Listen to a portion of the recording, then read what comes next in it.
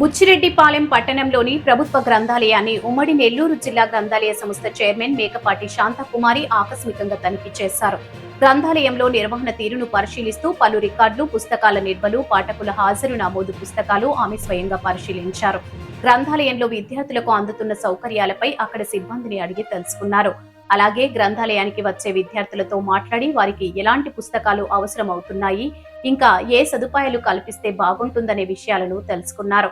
ఈ సందర్భంగా ఆమె మాట్లాడుతూ పట్టణ ప్రజలు గ్రంథాలయాన్ని సక్రమంగా వినియోగించుకోవాలని ఆమె కోరారు. ఈ తనిఖీ కార్యక్రమంలో గ్రంథాలయ సిబ్బంది, పాఠకులు మరియు విద్యార్థులు పాల్గొన్నారు.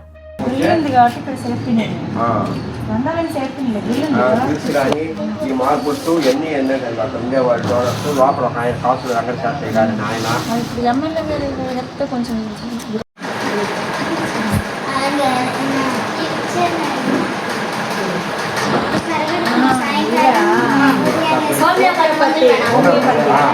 ఆయుష్ యునాని మంచిది వాడండి.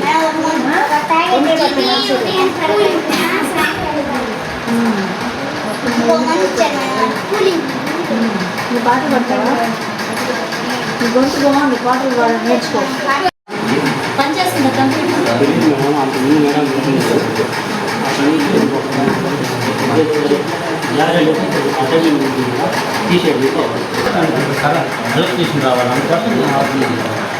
నేను అది అడగట్లేదు. క్లీన్ చేసుకోండి అంటున్నా.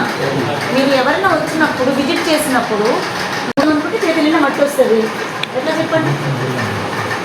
మీరు చేయమన్నట్లేదు కదా. మీ దగ్గర వర్కర్స్ ఉన్నారు, వాళ్ళ చేత మీరు క్లీన్ చేయించుకోవాలి, క్లీన్గా పెట్టుకోవాలి. మీరు వాళ్ళకి పని చెప్పరు.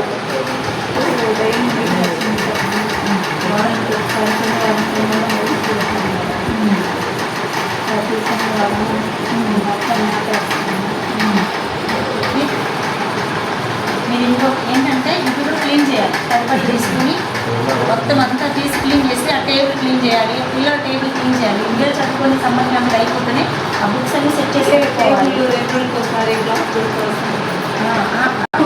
అన్నీ సెట్ చేసి పెట్టాలి టేబుల్ మీద.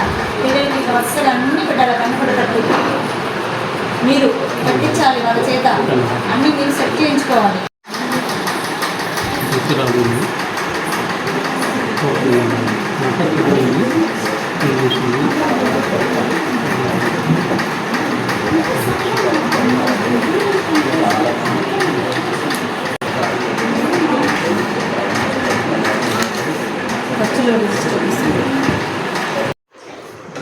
నా పేరు గండికోట సుధీర్ కుమార్, ఉపాధ్యాయులు మరియు సామాజికవేత్తగా పనిచేస్తుంటాను.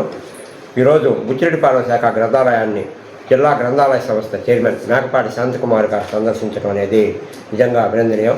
మేడం గారు ఇక్కడ గ్రంథాలయాన్ని ఉండేటువంటి పుస్తకాలు అన్నీ కూడా చూశారు. అదేవిధంగా నిరుద్యోగులకు, యువతకు అవసరమైనటువంటి పుస్తకాలని స్టడీ చేసిన కూడా మేడం అందజేస్తారని చెప్పడం కూడా మనకి ఒక గర్వకారణంగా ఉంది.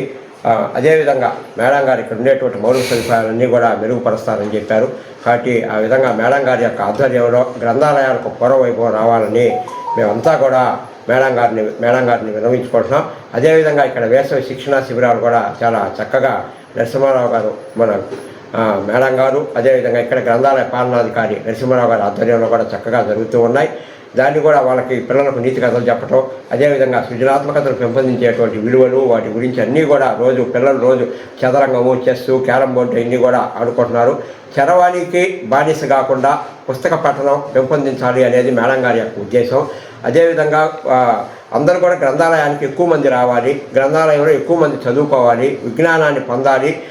ముఖ్యంగా మేడం గారు కోరుకునేది ఏంటంటే గ్రంథాలయాల్ని సమాజానికి దగ్గర చేయాలి అనేటువంటి నినాదంతో చాలా చక్కగా పనిచేస్తున్నారు.